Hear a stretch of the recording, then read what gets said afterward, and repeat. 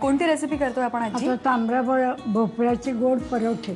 तांबड्या भोपळ्याचे गोड पराठे आपण करणार आहोत. साहित्य आलंय आपल्याकडे, साहित्य सांगता? हो, हे शिजवलेलं तांबडा भोपळा आहे.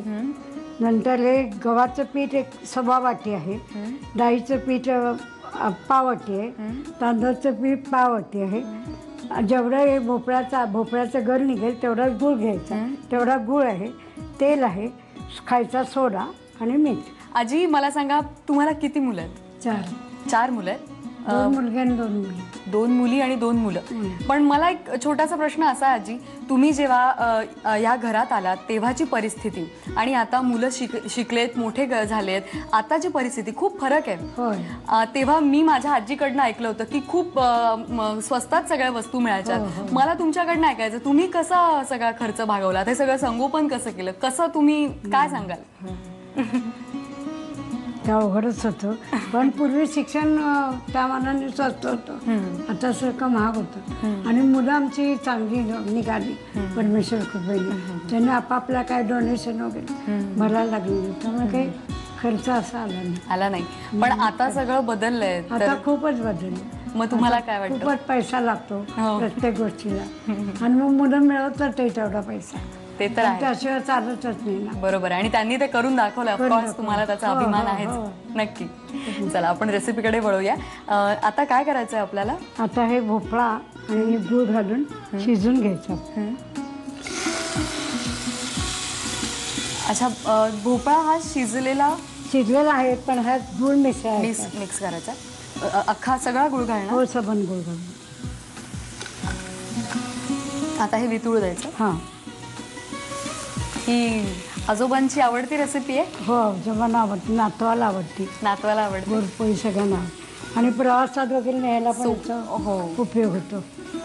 हा गूळ जरा विरघळला, मिक्स झाला की मग हाताने असं हे करायचं आणि याच्यात सगळी पिठं वगैरे घालून पोळी करायची. हे गार व्हायला हवं, थोडा वेळ लागेल.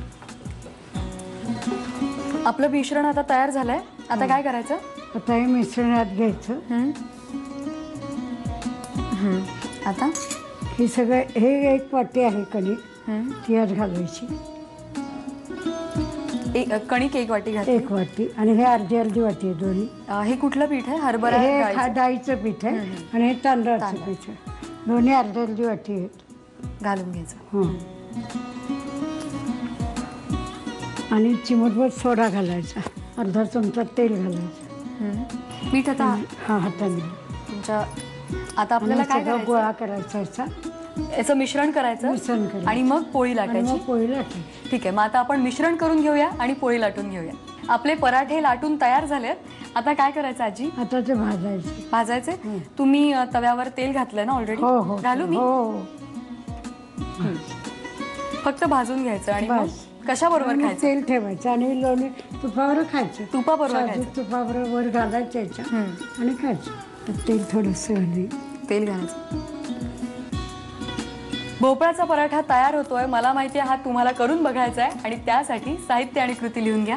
भोपळ्याचे गोड पराठे बनवण्यासाठी लागणारं साहित्य: वाफवलेला तांबडा भोपळा, 1/4 वाटी गव्हाचं पीठ, 1/4 वाटी बेसन, पाव वाटी तांदळाचं पीठ, गूळ, तेल, खायचा सोडा आणि मीठ. कृती: प्रथम लाल भोपळा आणि गूळ हे मिश्रण एकत्र शिजवून घ्यावं. एका बाउल मध्ये हे भोपळ्याचं मिश्रण घेऊन गव्हाचं पीठ, बेसन, तांदळाचं पीठ, चिमूटभर खायचा सोडा, अर्धा चमचा तेल आणि चिमूटभर मीठ घालून पीठ मळून घ्यावं.